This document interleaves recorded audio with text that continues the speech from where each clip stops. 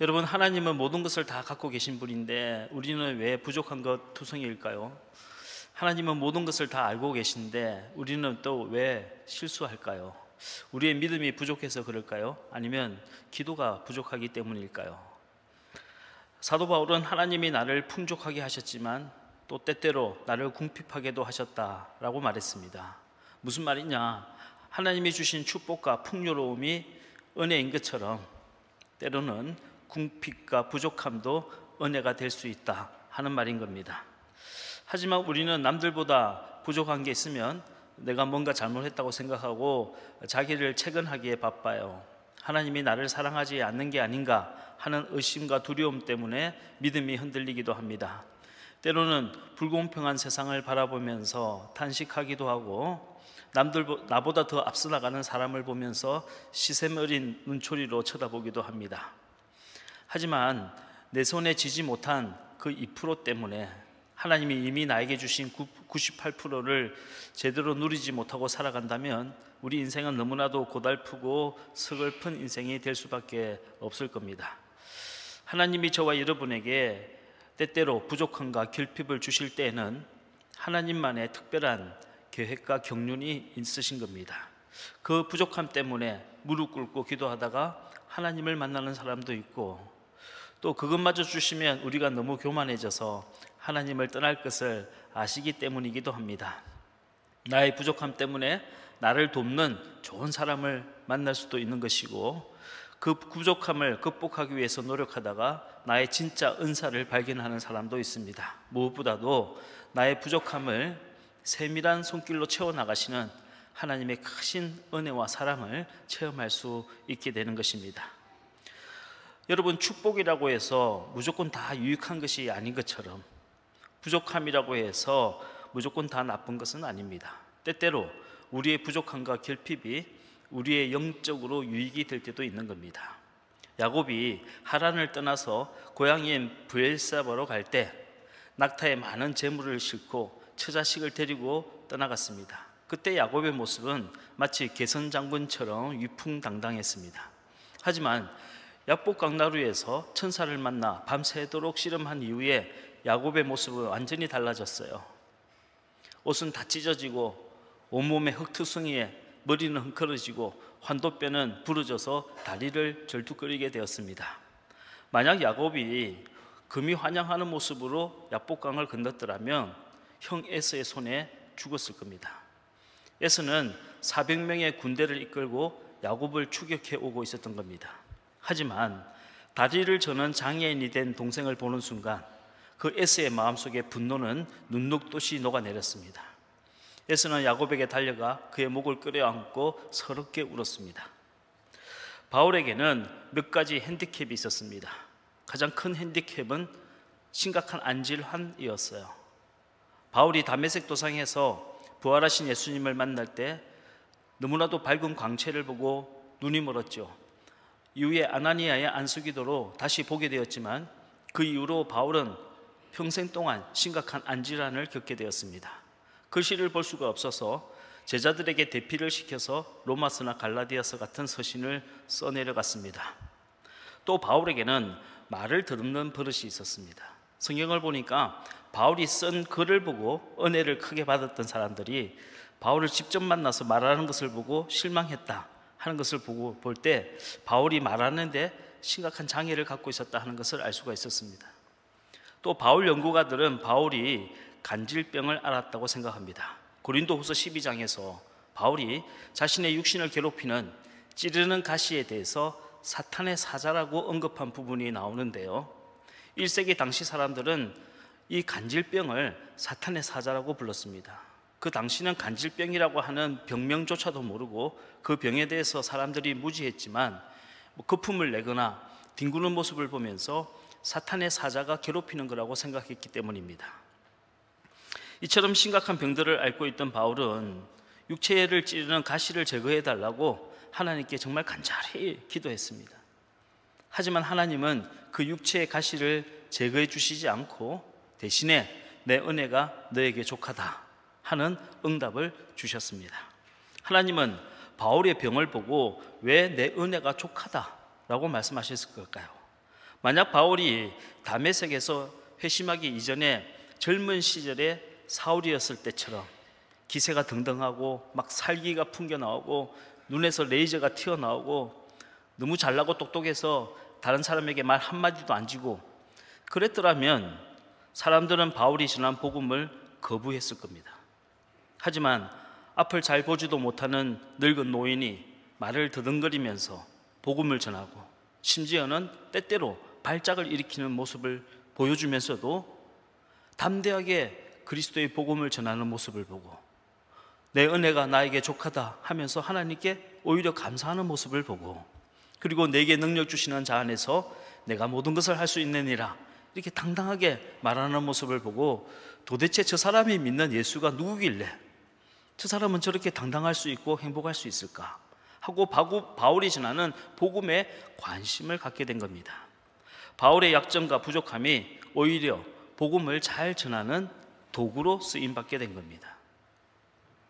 세상은 힘이 있어야 살아갈 수 있다고 말하고 강한 자만이 살아남는다고 말합니다.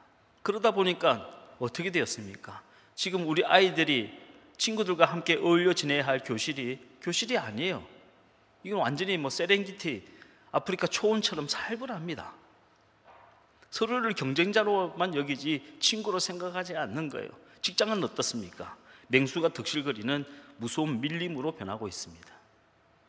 하지만 하나님은 부족함도 은혜라고 말씀하십니다.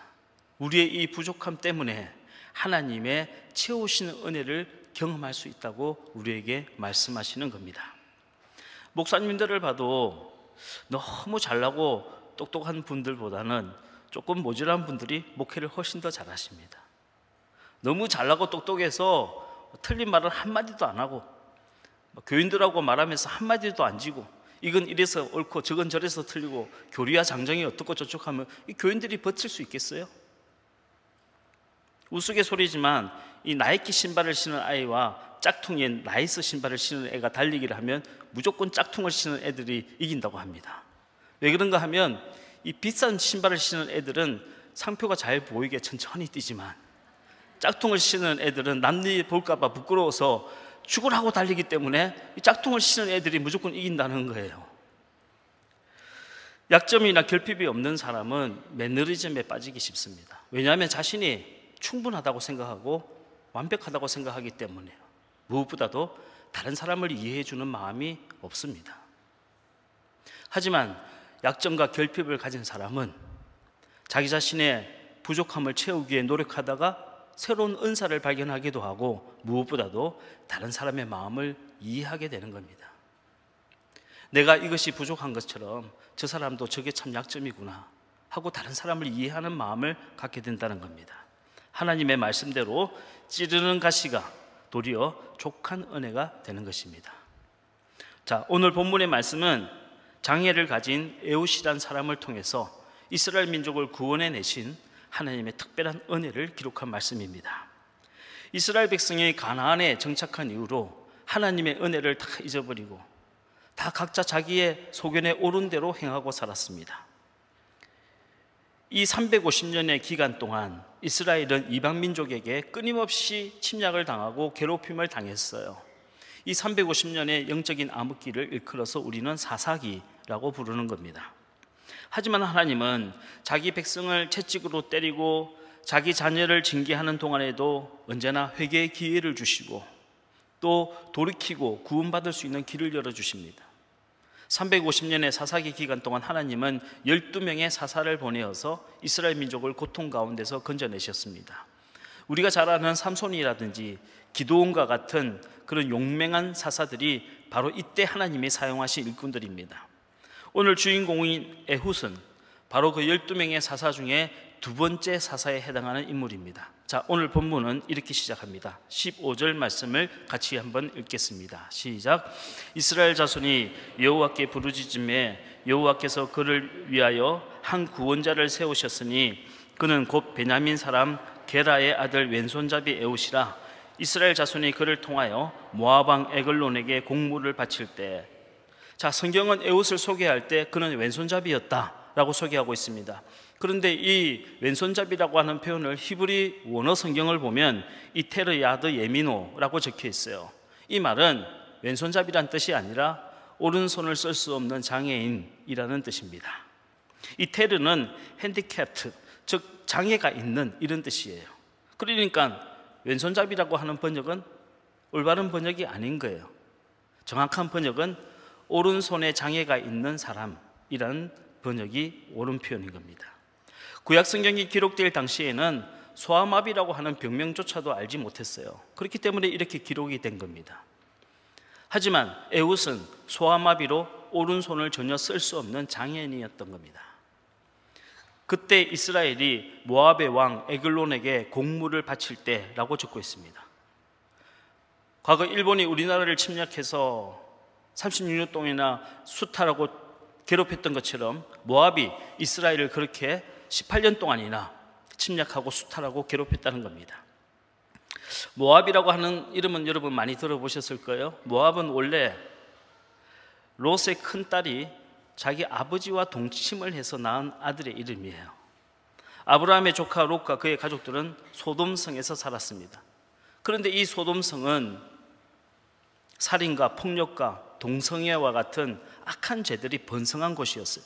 하나님이 드디어 그 소돔성을 불과 유황불로 심판하셨습니다. 그때 아브라함의 간절한 기도를 들으시고 하나님께서 롯과 그의 가족을 구원하시기 위해서 2명의 천사를 그 소돔성에 보내주셨어요. 그런데 당시 롯에게는 아내와 2딸과 그리고 딸과 정혼한 사이인 2명의 사이가 있었습니다. 그런데 어떻게 되었습니까? 롯의 아내는 소돔성을 빠져나갈 때 절대로 뒤돌아보지 말라는 하나님의 말씀을 무시하고 뒤돌아보았다가 소금 기둥이 되어서 죽었어요. 그리고 롯의 2 사이는 하나님의 말씀을 듣고도 그 말을 농담으로 여겼다가 죽었다고 했습니다. 우리 창세기 19장 14절 말씀을 같이 한번 보겠습니다. 시작. 롯이 나가서 그 딸들과 결혼할 사이들에게 말하여 이르기를 여호와께서 이 성을 멸하실 터이니 너희는 일어나 이곳에서 떠나라 하되 그의 사이들은 농담으로 여겼더라. 죄의 출발이 뭐냐? 나에게 들려주시는 하나님의 말씀을 무시하고 묵살하는 거예요. 가볍게 여기는 겁니다. 모든 불행은 사실 여기서부터 출발하는 겁니다. 여러분, 하나님의 말씀을 들을 때 그 말씀을 가볍게 여기지 마시길 바랍니다. 이 말씀이 장차 앞으로 나와 내 가정을 살리실 말씀인 줄로 믿고 그 말씀에 순종하는 저와 여러분 되시기를 주의 이름으로 축복합니다. 하나님의 말씀을 존귀히 여기는 자가 하나님을 믿는 자예요.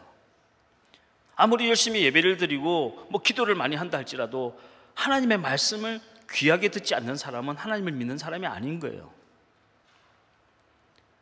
결국 롯과 2 딸들만 살아서 이 소돔성을 탈출하게 되었는데 그 이후에 이 2 딸들이 희한한 작당을 하는 겁니다. 자, 아버지는 늙어가고 우리와 결혼할 남자들은 다 죽었으니 이제 아버지와 동침해서 아버지의 혈육을 이어나가자, 이렇게 한 겁니다. 그렇게 해서 롯의 큰딸이 아버지 롯에게 술을 먹이고 동침을 해서 낳은 아들이 모압인 거예요. 둘째 딸이 똑같은 방식으로 아버지와 동침해서 낳은 아들의 이름이 암몬인 겁니다. 모압은 이렇게 근친상간의 죄로 태어난 자손이라고 해서 그 이후로 이스라엘 백성들은 이 모압 자손을 아주 인간 취급도 하지 않고 인간도 안 되는 그런 종족이라고 천대했습니다. 게다가 모압은 이스라엘 백성이 출애굽에서 가나안 땅으로 갈 때 그 길목을 막아서 길을 터주지 않았어요. 심지어는 발람 제사장에게 돈을 주어서 이스라엘을 저주까지 하게 했습니다. 이런 악연 때문에 이스라엘 백성은 모압을 아주 인간 이하로 생각하고 무시했습니다. 그런데 하나님께서는 가나안에 정착한 이후로 이스라엘 백성들이 하나님의 말씀을 무시했을 때 이스라엘 백성이 가장 무시했던 이 모압 족속을 들어서 이스라엘을 때리신 겁니다. 여러분, 우리가 교만해서 하나님의 말씀을 무시하면 하나님께서는 우리가 가장 무시하는 사람을 통해서 우리를 때리시는 거예요. 그냥 맞아도 아픈데 내가 가장 천하게 생각하고 내가 가장 무시했던 사람을 통해서 맞으면 너무 아픈 거예요. 정신을 번쩍 차리는 겁니다. 모압의 왕 에글론은 무려 18년 동안이나 이스라엘을 지배하고 그들을 약탈하면서 조공을 받았다고 했습니다. 바로 그때 하나님께서 이스라엘 백성들의 탄식하는 기도를 들으시고 에훗을 들어서 쓰시기 시작한 겁니다. 그런데 오늘 본문에 나오는 것처럼 에훗은 오른손을 쓸 수 없는 장애인이었어요. 지금도 장애인들은 비장애인들에 비해서 불평등한 대우를 받고 있는 게 사실이죠. 자신의 능력을 발휘할 기회가 작은 것이 인정할 수밖에 없는 사실입니다. 하물며 고대 사회에는 어떻겠습니까? 그 시대에는 장애는 부모의 죄 때문에 신의 저주를 받아 태어난 거라고 생각했어요. 그러니 장애인들을 불쌍히 여기지도 않고 내 이웃이라고 인정해 주지도 않았습니다. 그런데 하나님께서는 장애를 갖고 태어난 이 에훗을 들어서 이스라엘 민족을 구원하신 겁니다. 우리가 잘 아는 고린도전서 1장 27절로 29절 말씀 같이 한번 읽겠습니다. 시작. 그러나 하나님께서 세상에 미련한 것들을 택하사 지혜 있는 자들을 부끄럽게 하려 하시고 세상에 약한 것들을 택하사 강한 것들을 부끄럽게 하려 하시며 하나님께서 세상에 천한 것들과 멸시받는 것들과 없는 것들을 택하사 있는 것들을 폐하려 하시나니 이는 아무 육체도 하나님 앞에서 자랑하지 못하게 하려 하심이라. 이 세상의 논리와 하나님 나라의 논리가 다르다는 거예요. 이 세상에서 성공하는 기준과 하나님 나라의 성공의 기준이 다르다는 겁니다. 이 세상에서는 잘난 사람, 많이 가진 사람, 많이 배운 사람, 똑똑한 사람, 건강한 사람이 성공할 확률이 높지요. 그들이 대접을 받습니다.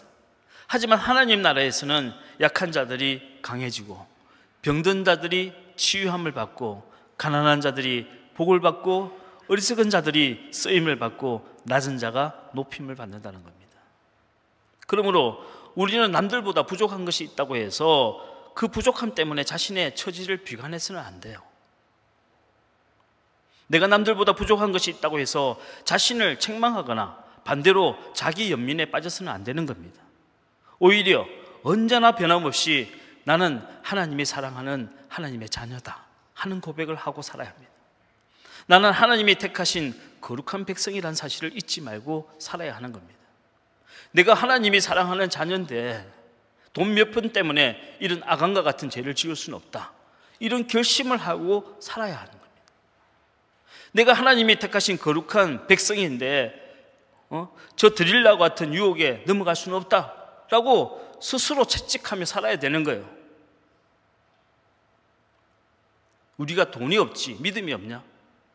이런 생각하셔야 되는 거예요. 세상 사람들이 돈질할 때 우리는 믿음질하면 되지, 이런 용기를 갖고 사셔야 되는 겁니다. 여러분 모두에게 이런 믿음의 결단과 용기가 있기를 주의 이름으로 축원합니다. 에훗은 자신의 핸디캡을 오히려 민족을 구원할 방편으로 삼았습니다. 장애인인 에훗이 모압의 왕인 에글론에게 이제 조공을 갖다 바친다고 찾아왔을 때 누구도 의심하지 않았어요. 아니 그냥 무시했습니다. 경비병들은 에훗의 몸을 수색하지도 않았어요.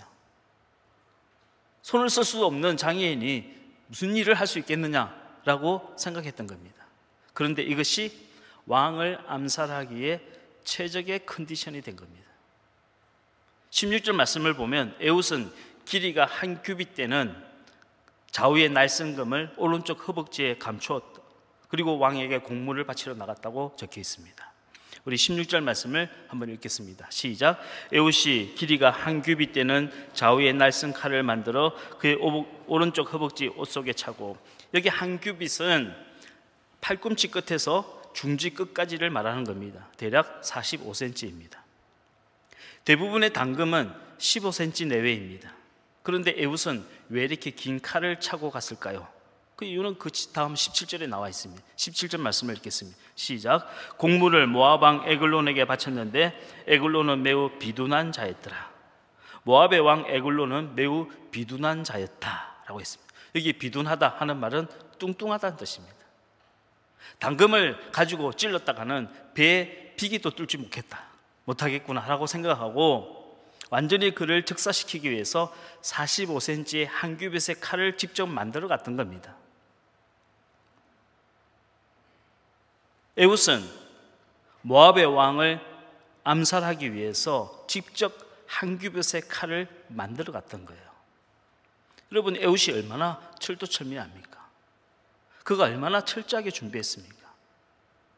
여러분, 믿음의 사람은 대충대충 사는 게 아닙니다. 내가 대충대충 살아도 하나님이 알아서 도와주실 거야. 그건 요행이나 바라는 나태함이지 응답을 바라는 믿음이 아닌 거예요. 믿음의 기도에는 간절함이 있어야 돼요. 하나님의 마음을 감동시킬 만한 간절함이 있어야 되는 겁니다. 그것이 믿음의 기도인 겁니다. 대충대충 하는 기도가 하나님의 마음을 움직일 수 없어요. 여러분, 다른 사람을 3분 만나기 위해서는 30분 기도하셔야 돼요. 그 사람의 마음을 움직이게 해달라고, 그 사람의 마음의 문을 열게 해달라고, 오고 가는 대화에 오해가 없게 해달라고, 내 입술에 지혜를 달라고 하나님께 기도하셔야 됩니다. 오늘 우리 아이들이 이제 2박 3일 동안 수련회에 가는데요, 2박 3일 수련회에 갔다 오고 나면요, 다른 애들보다 2박 3일 더 오래 책상에 앉아 있어야 돼요. 아이들이 주일마다 교회에 나와서 한나절 예배 드리잖아요. 그러면 주중에 한나절은 다른 애들보다 더 열심히 공부해야 돼요. 내 은혜가 내게 족하다 하면서 공부도 하지 않고 게임만 하고 뒹굴뒹굴 놀면서 시체놀이나 하고 있으면 그거는 요인이나 바라는 나태함이지 절대 믿음이 아니에요. 믿음 생활 그런 식으로 하면 안 되는 거예요. 그건 믿음을 빙자한 나태함인 겁니다. 에훗이 모압의 왕과 단둘이서 독대하고 싶다고 했을 때 아무도 경계하지 않았습니다. 장애인이라고 우습게 여긴 거예요. 에훗의 약점이 하나님이 일하시는데 최고의 강점이 된 겁니다. 왕은 에훗이 무슨 뇌물이라도 주려는가 보다 생각하고 의자에서 몸을 일으켰어요. 이때 에훗은 자신의 왼손을 오른쪽 허벅지에 숨겨진 칼을 뽑아들고 번개같이 왕의 정확하게 배를 찔렀습니다. 얼마나 힘있고 정확하게 찔렀는지 21절 22절 말씀을 한번 읽겠습니다. 시작. 에훗이 왼손을 뻗쳐 그의 오른쪽 허벅지 위에서 칼을 빼어 왕의 몸을 찌르매 칼자루도 나를 따라 들어가서 그 끝이 등 뒤까지 나갔고 그가 칼을 그의 몸에서 빼내지 아니하였으므로 기름이 칼날에 엉겼더라. 칼끝이 배를 관통해서 등 뒤에까지 나왔다는 거예요. 얼마나 깊게 찔렀는지 칼자루가 몸속에 들어갔어요. 또 얼마나 정확하게 명치를 찔렀는지 왕은 소리 한 번 내지 못하고 그 자리에서 주저앉아 죽었습니다. 밖에 있는 경비병들은 아무런 소리를 듣지 못했어요. 에훗이 창문을 열고 밖으로 도망갈 때까지 경비병들은 무슨 일이 일어났는지 전혀 눈치채지 못했습니다. 이날의 거사는 순식간에 단 한 번 정확하게 일어난 사건이었던 겁니다. 에훗은 에브라임 산지로 달려 올라가서 나팔을 크게 불어서 이스라엘 백성을 다 불러 모았습니다. 그리고 이렇게 외쳤어요. 사사기 3장 28절로 30절 말씀을 같이 한번 읽겠습니다. 시작. 그들에게 이르되 나를 따르라. 여호와께서 너희의 원수들인 모압을 너희의 손에 넘겨주셨느니라 하매 무리가 에훗을 따라 내려가 모압 맞은편 요단강 나루를 장악하여 한 사람도 건너지 못하게 하였고 그때 모압 사람 약 10,000명을 죽였으니 모두 장사요 모두 용사라. 한 사람도 도망하지 못하였더라. 그날에 모압이 이스라엘 수하에 굴복하며 그 땅에 80년 동안 평온하였더라. 이스라엘이 드디어 독립을 쟁취하게 된 겁니다. 18년 동안이나 모압의 지배를 받으며 수탈을 받아왔는데 저 원수 모압을 몰아내고 드디어 자유를 찾고 평화를 얻게 된 겁니다. 사사 에훗을 통해 얻게 된 이 80년의 자유는 350년 사사기를 전체 통틀어서 가장 긴 평화의 시기였어요. 하나님께서는 12명의 사사 중에 가장 연약한 장애를 갖고 태어난 에훗을 통해서 사사기 기간 동안 가장 큰 평화를 허락해 주신 겁니다. 만약 에훗이 자신이 장애인으로 태어난 것을 신세 한탄만 하고 나를 왜 이런 모습으로 태어나게 했을까 부모님 원망만 하고 살았더라면 이스라엘의 이런 평화는 도래하지 못했을 겁니다. 에훗은 나에게 없는 것을 원망하지 않고 그럼에도 불구하고 나에게 남겨주신 한 가지에 감사했어요. 오른손을 쓰지 못하는 것을 원망하지 않고 왼손을 쓸 수 있는 것에 대해서 하나님께 감사했습니다. 에훗이 에글론을 암살할 때 오른쪽 허벅지에 숨겨두었던 칼을 빼내어 찔렀다고 했습니다. 오른손을 전혀 쓰지 못하는 사람이 칼을 오른쪽 허벅지에 숨겼을 거라고는 아무도 상상하지 못했을 거예요. 저는 오늘 이 말씀을 묵상하면서 그런 생각을 해봤습니다. 에훗이 이 거사를 준비하면서 분명히 기도를 했을 텐데 하나님께 어떤 기도를 드렸을까? 여러분 같으면, 여러분이 에훗이라면 하나님께 무슨 기도를 드리겠습니까? 하나님, 저는 장애인이라 오른손을 쓸 수 없는데 이 장애를 고쳐주옵소서, 이런 기도를 드렸겠습니까? 아닐 거예요. 아마 여러분이 에훗이라도 하나님, 저는 오른손을 쓸 수 없지만 이 왼손에 힘을 주시옵소서 기도했을 겁니다. 나의 이 왼손이 다른 사람의 오른손보다 더 강하게 도와주옵소서. 아마 여러분들도 그런 기도를 드렸을 겁니다. 에훗의 기도를 들으신 하나님은 크고 강한 하나님의 오른팔로 에훗의 왼손을 붙잡아 주신 겁니다. 제가 오래전에 섬겼던 교회에서 여러분이 잘 아시는 강용우 박사님이 오셔서 이제 간증 집회를 한 적이 있어요. 제가 그 간증을 들으면서 굉장히 큰 은혜를 받았습니다. 강용우 박사는 이제 앞을 보지 못하는 시각장애인임에도 불구하고 미국에 건너가서 백악관의 차관보를 지내고 우리나라 사람으로서는 미국에서 최고 관직에 오른 분이에요. 아주 입지전적인 인물입니다. 고아라서 어린 시절에 보육원에서 살았는데 친구들과 함께 축구를 하다가 누군가가 발로 찬 공이 정면으로 눈에 맞아서 눈 안구가 터져서 시력을 잃고 말았어요. 선천적인 맹인이 아니라 후천적인 사고로 맹인이 된 분입니다. 고등학교 시절쯤에 당시 자원봉사를 나온 당시 여대생이었던 석은옥 여사를 만나서 두 분이 결혼을 하게 되었어요. 그 강용호 박사님이 간증을 하면서 그런 이야기를 하더라고요. 만약 내가 고아가 아니었다면, 그래서 보육원에서 살지 않았더라면 자원봉사를 나온 아내를 절대로 만나지 못했을 거다. 또 내가 보지 못하는 시각장애인이 아니었다면 절대로 내 아내가 나한테 공부를 가르쳐 주겠다고 내 옆에 앉아서 책을 읽어주지는 않았을 거다. 다시 말해, 가장 부끄러운 나의 핸디캡과 나의 부족함이 오늘날 나를 만들어 주었다는 겁니다. 그 강용호 박사님의 큰아들이 이름이 진석이라고 하는 아들인데요, 이 진석 군이 아주 어릴 적에 한 번은 일기에 이런 내용을 썼다고 합니다. 아빠는 앞을 보지 못해. 그래서 나와 놀아주지 못해. 나에게 자전거를 태워주지도 못하고 나와 함께 공놀이도 하지 못해. 나는 아빠와 할 수 있는 것이 아무것도 없어. 이제 그 엄마인 서고는 역사가 우연히 아들의 일기장을 보게 된 거예요. 그래서 남편한테 이 사실을 알려줬습니다. 강용우 박사가 아들의 일기장에 쓴 내용을 듣고 놀랬겠지요. 충격을 받았습니다. 그리고 며칠 후에 밤에 아들이 자고 있는 방에 들어갔어요. 그리고 아들에게 말했습니다. 진석아, 아빠가 신기한 거 보여줄까? 뭔데요? 아빠는 불 꺼놓고도 책을 읽을 줄 알아. 그리고 불을 꺼놓고 점자책으로 된 동화책을 읽어주기 시작했습니다. 아들이 그 다음날 학교 가서 친구들에게 자랑했어요. 야, 너네 아빠 불 꺼놓고 책 읽을 수 있어? 우리 아빠는 불 꺼놓고도 책 잘 읽어. 친구들이 다들 부러운 눈으로 진석이를 바라보면서, 야, 너희 아빠 진짜 대단한데? 600만 불의 사나이야? 다들 부러워하는 거예요. 이 아들 진석이가 커서 미국의 유명한 의과대학에 진학하게 됩니다. 미국의 대학에 들어가려면 물론 시험도 잘 봐야 되겠지만 에세이를 잘 써야 되는데요, 이 아들이 쓴 에세이 제목이 어둠 속에서 읽어준 동화 이야기예요. 앞을 보지 못하는 아버지에 관한 이야기였습니다. 이 아들은 안과 의사가 되었습니다. 그리고 아버지처럼 앞을 보지 못하는 맹인들을 3만 명을 수술해서 눈을 보게 했어요.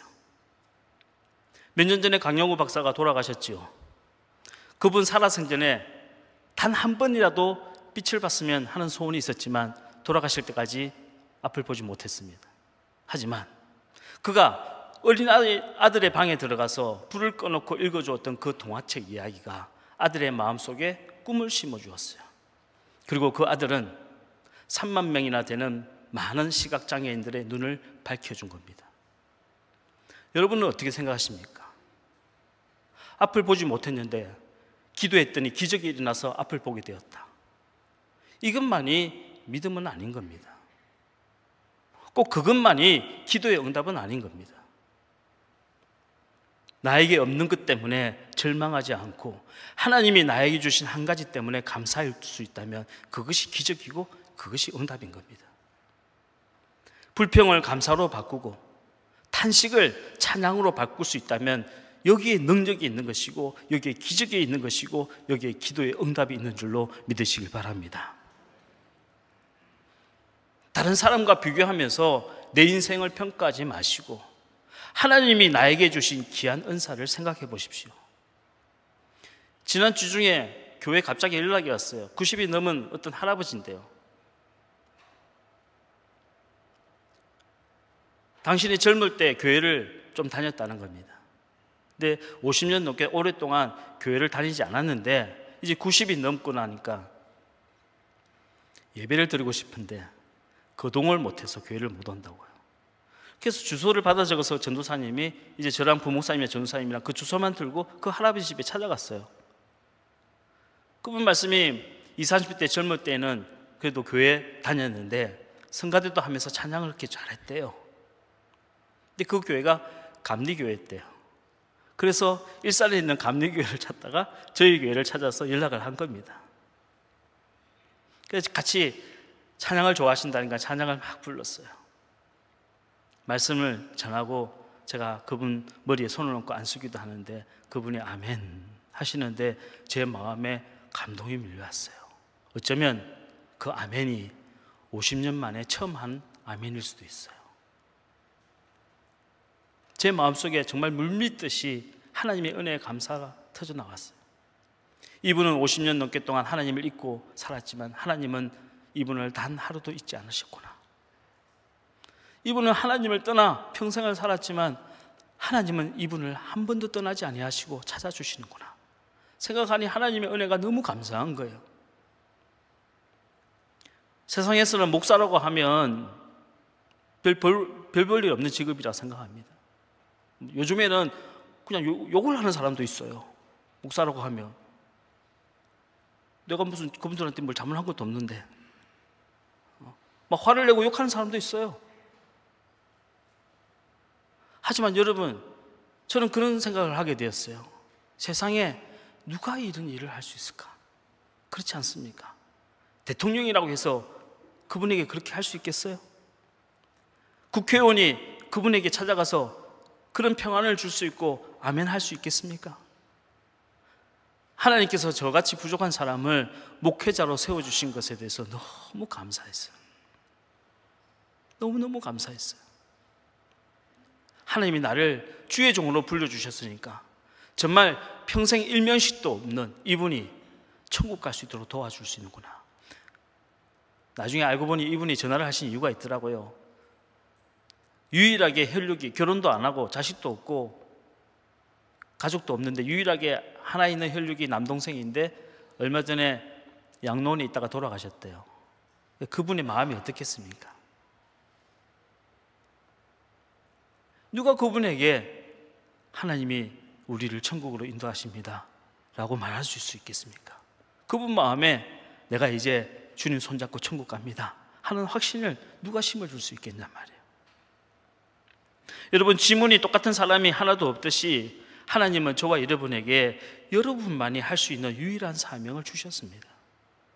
우리 인생의 목적이 성공이고 출세하는 거라면 당연히 남들보다 앞서가야겠죠.